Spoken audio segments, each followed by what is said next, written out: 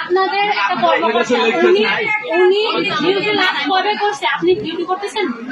উনি তো এখানে সাইন করে না। উনি সাইন কেন করেন? ওটা কি কোনো দায়বদ্ধতা নাই সাইন করা? ম্যাম উনি অফিস করে, আমাদের সরকারি আমাদের ঘাম ঝরানো টাকা দিয়ে উনি স্যালারি পায়, উনি অফিসে আসে না। এটা বসে বসে উনি টাকা কিভাবে পায়?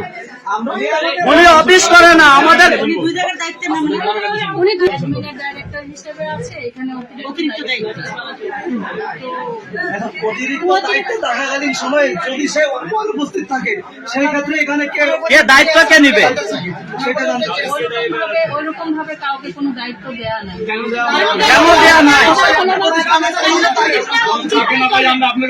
কিভাবে চলবে প্রতিষ্ঠানটা? কিভাবে চলবে? এক মিনিট ম্যাম, আপনি তো এখানে সহকারী রেজিস্ট্রার হিসেবে আছেন, আপনার ভূমিকা কি?